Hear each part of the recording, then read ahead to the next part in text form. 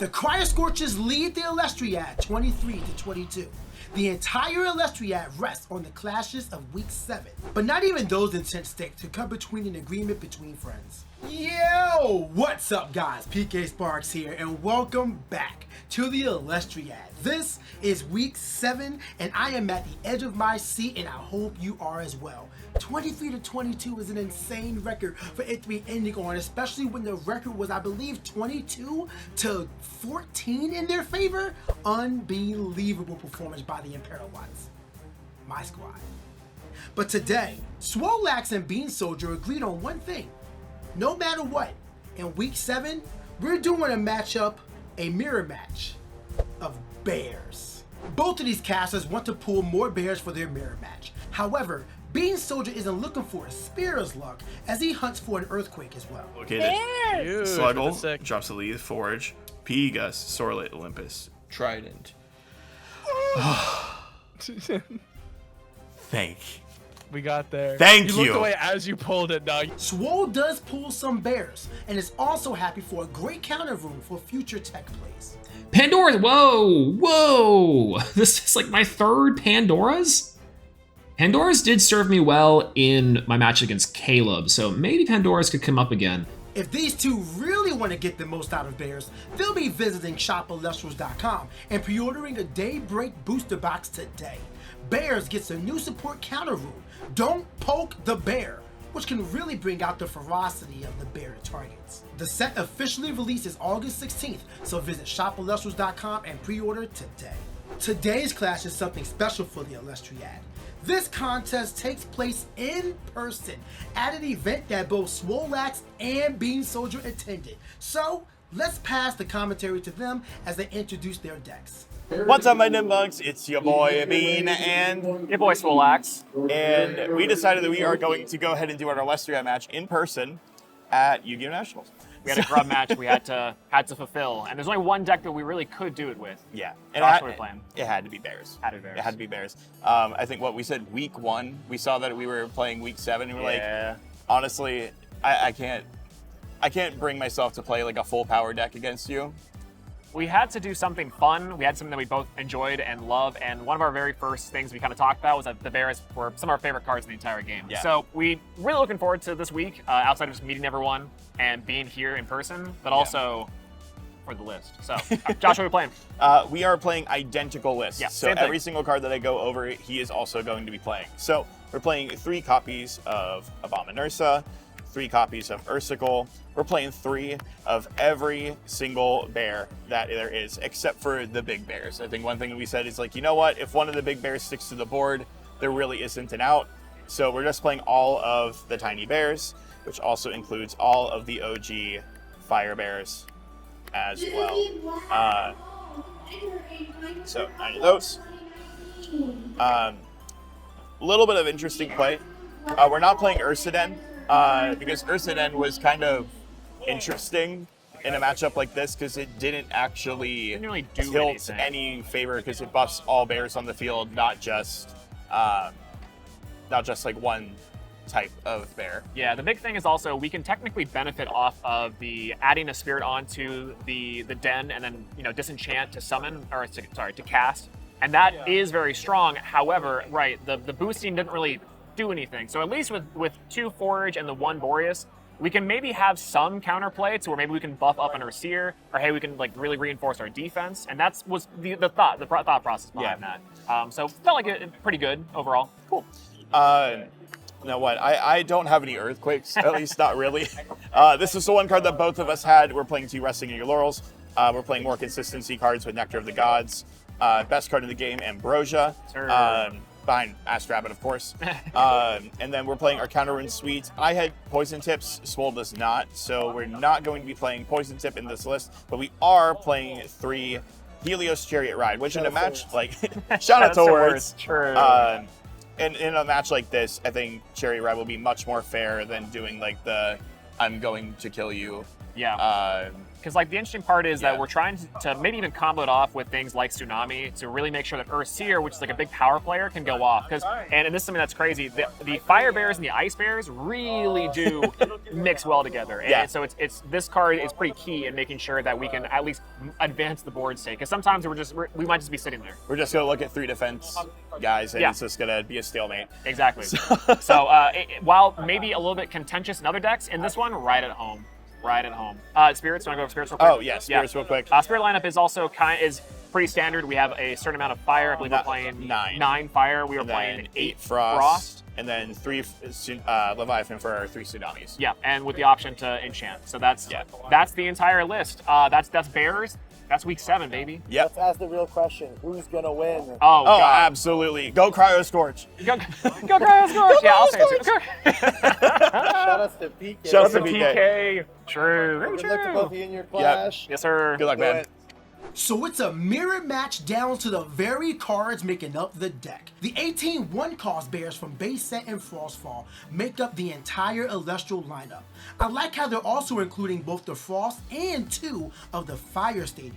Volcanic Forge makes a furious foe out of Ursa, so both casters better be ready for that onslaught. I am sad no Ursa is being played in this specific matchup. It would have really turned up the pace for the caster and put a serious timer on the opponent, but maybe that's why they left it out.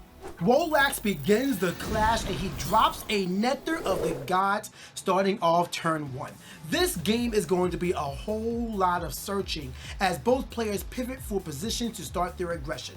But one of them is going to have to be aggressive first, and I cannot wait to see which one that is going to be. Swolelax is going to cast out an Ursa, a really good card that is very defensive, and it's similar to Foamy. It deters an attack by it existing, because if you attack Ursa, you can return that attacking Celestial back to your opponent's hand. So it's very effective in what it wants to do and just deterring an attack. We have a Nectar of the Gods being played from BeanSoldier as well. Also, I'm noticing that the teams are on opposite sides. My ADHD is bothered by that, but you know, we'll let it slide.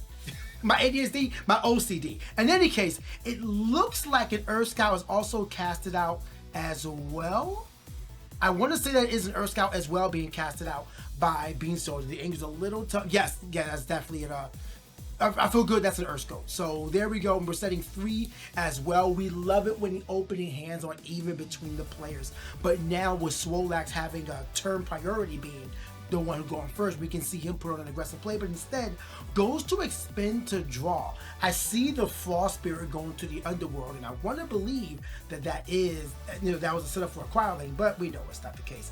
Earth Scout is being the one that is going to be casted out right now. A really good card that allows the player to special cast an Elestral when it's special cast a Bear Elestral from your hand or deck when this is destroyed in battle. So another one very similar to Foamy there. Ursicle being the one to cast out from Swole. Another defensive play is right here as well. Ursicle being the one that when you normal cast it, you can search your deck for a Bear Elestral or a Rune and add it to your hand, which again, don't poke the bear from Daybreak will be a great search target for Ursicle come set 3.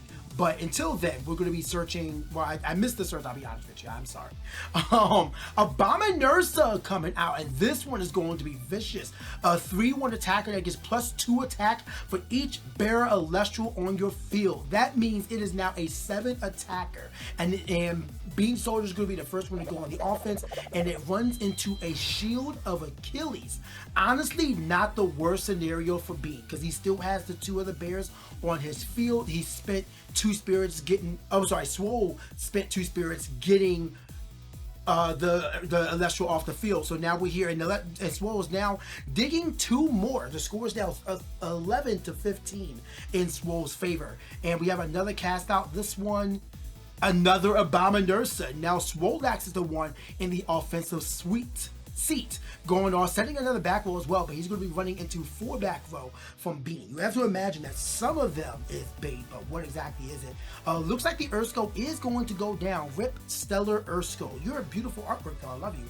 Wait, Oh, right. I'm about to say what just happened, but right. Ursa returns to the hand when it is attacked. So similar situation to Shield, but it costs Bean a whole lot less. Abominursa does come back out, and it is now a 5 attacker thanks to the 1 bear going down. And Abominursa from Bean attacks the Ursa from Swole, and that is going to be a KO there. Spirit life advantage is in BeanSoldier's favor. Ursa comes out once again. Ursa is going to search the deck for a Ursa Elestral, and I honestly cannot tell which one that was. The shadows were a little bit too rough. We do know it was a Ursa Elestral fire one, so we'll go from there. Ambrosia though, Swolelax dropping Ambrosia, trying to get himself back into the game. Ambrosia being a card that is very beneficial to the caster that draws it, especially mid game, because it can oftentimes mean the difference between victory and defeat. Ambrosia being a fantastic card in the mid game. And that looks like a pass from there, which makes sense. No, that's just an attack. We have Ursmog. You can expend to special cast an Urscout, Ursmog, or Ursier from your hand in attack position. Well, that sounds fantastic. Does he have a fire Ursa card in his hand? Oh, wait. Hold up. Ursmog. Let me read that again. Oh, just special casting a Lesser that costs 1. Never mind. All right, so that's actually very good. It allows him to get his offense up very well. So Abominursa, and I believe that's another Abominursa in the distance. And now we see BeanSoldier starting to get really aggressive. The bears are coming through, and they attack into the Urscope, going in from Abominursa. And Tsunami, a fantastic card, and just the card Swolelax needed right here to protect his bears. But dealing with a field of 4, he's going to have to get really offensive as much as he can right now. Ursa can take out the, I believe that's an Ursmog, right? On the bottom. Ooh, Helios Chariot Ride, completely nullifying the back row to a fire and a Frost Spirit being spent, and it looks like Bean has no answer to that or no reply to it. The last face down from Spoiled being triggered. It is another Ambrosia, bringing him up to 10 to 11, still losing the spirit deficit. That's the one thing to note here. This entire time, Swole has not had a spirit lead. At the best, he tied, but he has never had a spirit lead here. But 10, 11, let's see what can happen here. Will he get another search off? He is going to do an Ascend, Fire and Frost into Ursa. I was talking about this card. I love the Ursa is here. This is going to be very aggressive, very fast. The back row is stunned, and the Abominursa is going to go down. That will likely cast out an Abominursa from his hand, or it looks like another Ursa. Wait a minute. That's not one. Oh, that's insane. So he's going for the attack again, runs out another one, triggers the Ursmog again, and now he's going to cast out, I'm guessing this time, an Abominursa. But that is fantastic.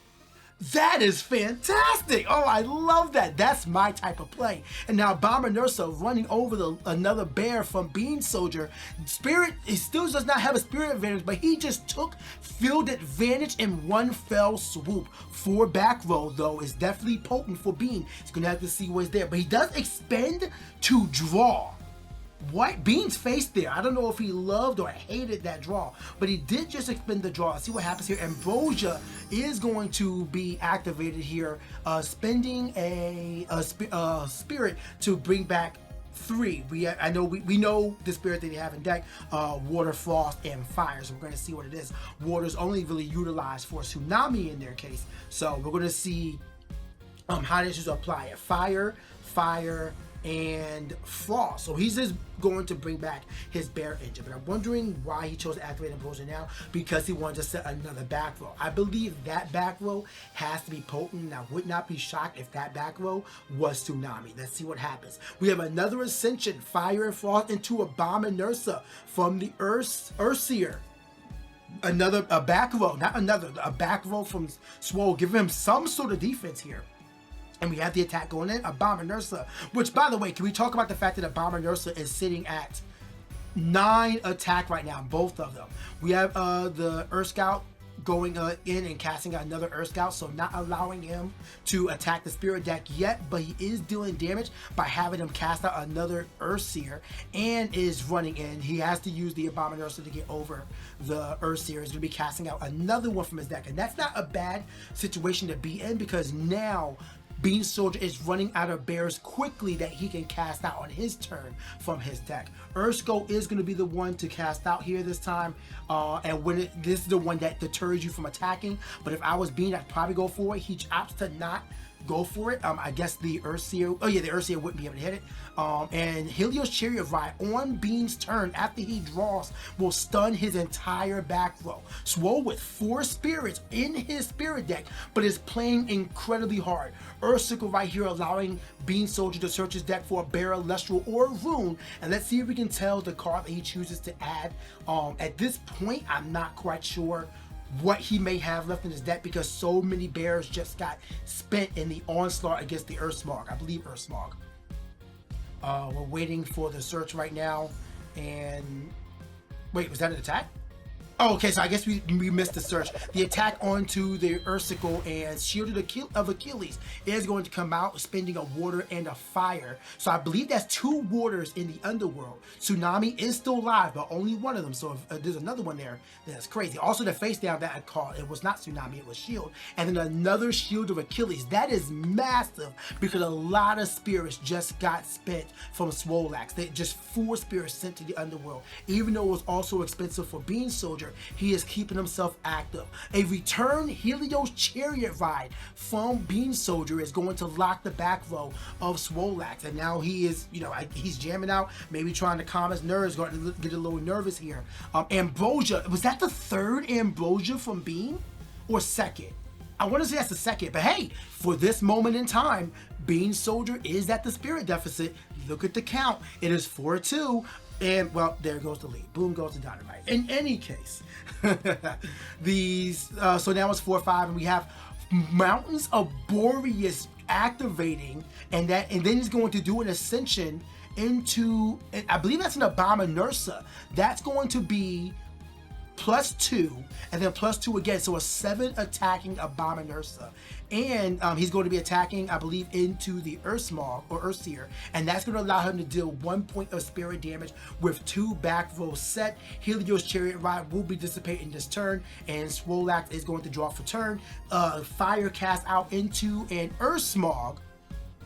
And this is going to allow him to cast out another bear from hand if he does have one. He is going to be using the effect, so spending one of his last few fire spirits. This has been such a back and forth clash. I absolutely love it.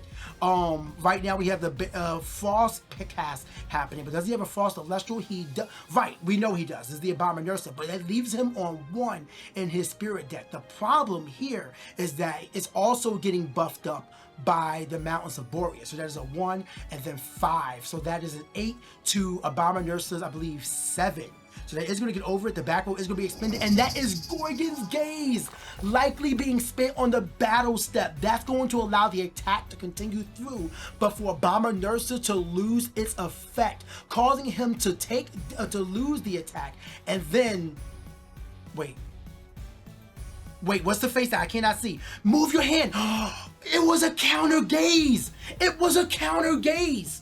But wait, so they're just going to crash. But I think Swole is having a situation of trying to figure out where he takes the 2nd spirit from.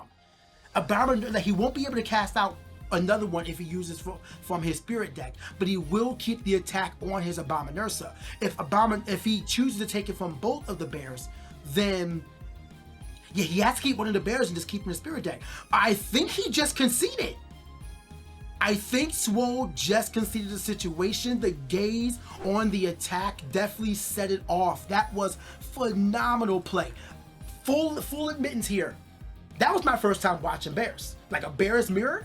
That was fun. Those cards look cool.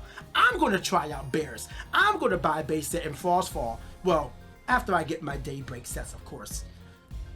So, Cryo Scorchers are now 1 win away. Well, I don't know about you. I hope I know about you. You better be subscribed and sitting on the edge of your seat, waiting for the next clash tomorrow at 3 p.m. Eastern Standard Time. It is down to the wire, folks. And Peril Watch need to win every single clash from here on out. Can we do it?